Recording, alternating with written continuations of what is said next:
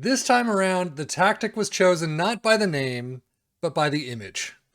Basically, it's a picture of Heung-min's son, apologize for the name, doing his standard goal celebration. And for some reason, it just caught my eye, and I thought, you know what? If they've done a fantastic job putting that into a thumbnail, then I will take a look at the tactic and see how well it works. Now, this one has nothing written about it, unfortunately. It just says the spanner returns. Comments wise, 2 comments. One says you can't plug and play anymore with Tactic Sage. And then the other says works pretty well. So we're going to dive into this 5-2-3 spanner tactic by Clayts and see how it works.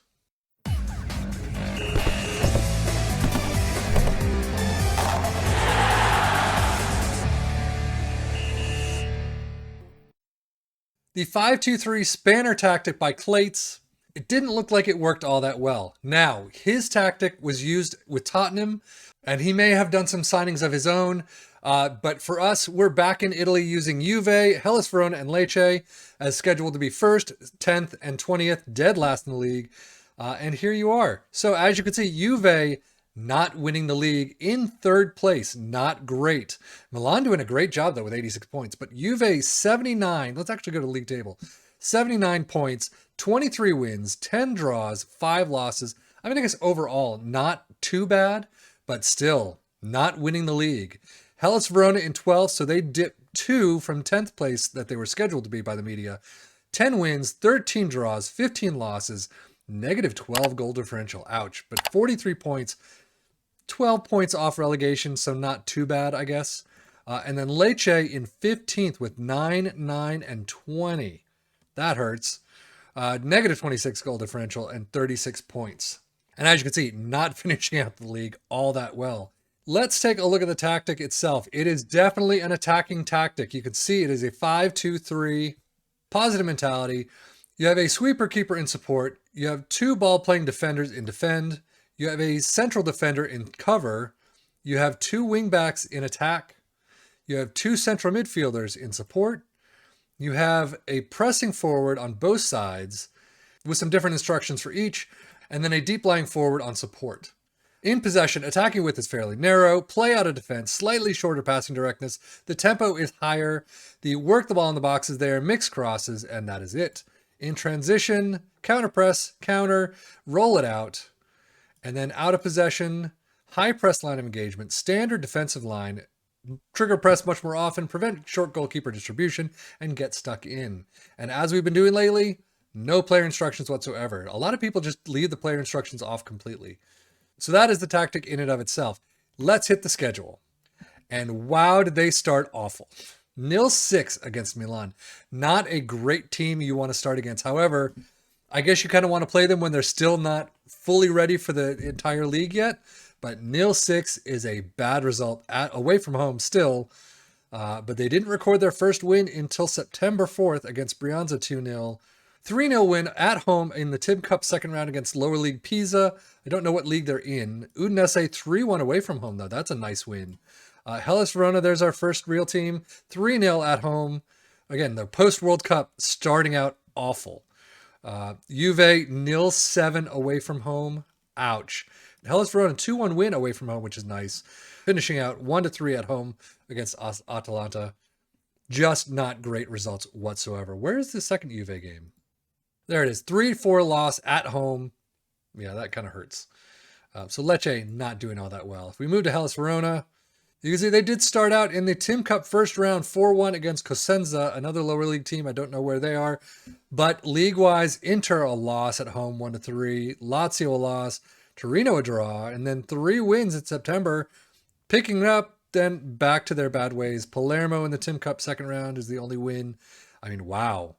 Minus September, their only win was a 5-2 drubbing against Sampdoria, but not until January, post-World Cup. They probably should have had another friendly in there. Funny enough, Sampdoria lost right there, so they were kind of making up for lost time. But wins against Torino and Roma is a great one. Spezia, Bologna, and then Atalanta, and then just finishing off in horrendous style. 3-1 win against Udinese. Udinese apparently stunk this season, but nice absolute end of the season, But Juve 0-0 draw. Okay, but Lecce 1-2 loss at home. If we go up, Juve 0-5 at home. I mean, that hurts. And this Milan, another 1-6 loss at home. Milan just crushing them. Lecce 0-3 loss. Overall, a horrific set of results right there. And as we finish with Juve, 5-1 win over Sassuolo. Very nicely done. All the wins in August. But then Udinese 0-1 loss at home. Not a great result there at all compared to what the other two teams were able to do. But Benfica a loss away from home in the Champions Cup, but moving on to Frankfurt winning, Celtic winning. They didn't have that hard of a Champions Cup group stage though. But overall, I mean, a lot of draws. That's where it seems like they've really gone downhill, is a lot of draws, not so many losses, which is great to see.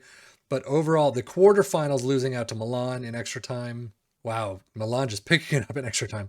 0-5 to Milan. My Milan save, check it out on my channel. But we did handily crush Juve a couple of times. I think we lost to them once. But overall, this tactic has done fairly well with them. It's just these draws that are what's killing them. But winning at home against Tottenham in the Champions League round of 16, but losing away from home and knocking them out 0-2, that hurts.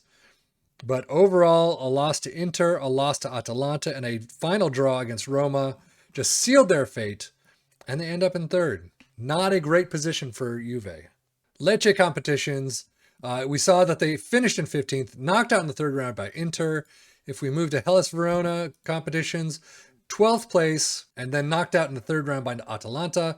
And then Juve, not a single trophy to be found. Serie A finished in third. They still get Champions League, but third is not a great place for Juve. Champions League knocked out in the round of 16 by Tottenham, and then knocked out in the quarters by AC Milan in the Tim Cup. The Coppa Italia, I believe it is. So overall, not a great tactic for any of these teams, it looks like. Maybe Tottenham, and that was just because of the squad they had. Maybe it works better in the Premier League. I don't know. I mean, the Tottenham, I can see the end of the results, and they did finish in 88 points, which isn't too bad, over Man City's 87 and Liverpool's 78. But here, it just does not work nearly as well. And as we finish out finally with the stats, Juve with the most goals, 85, 82 with Milan, so not a great goal differential there.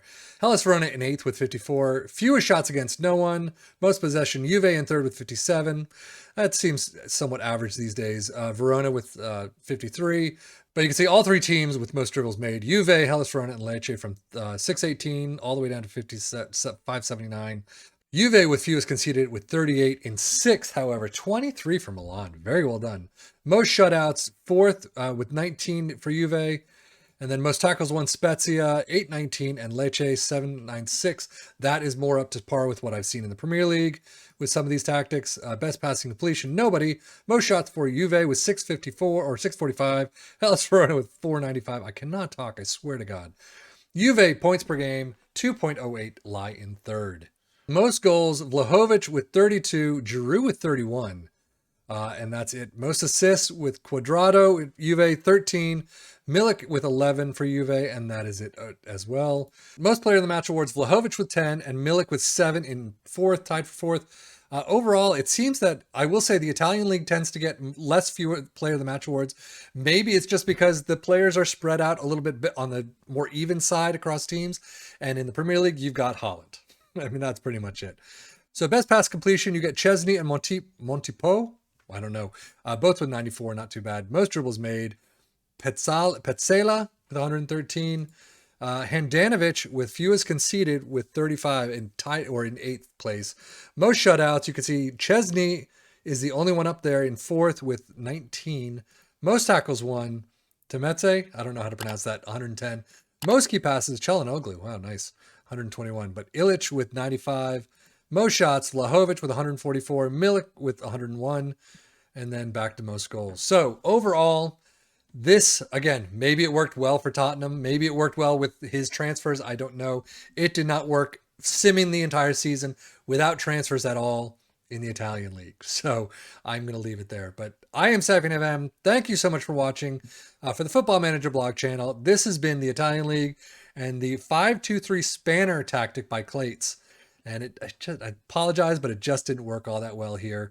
Again, maybe it'll work a lot better for you if you actually take control of the clubs yourself. This has been a full-on season of simming, going on vacation, and doing no transfers or anything.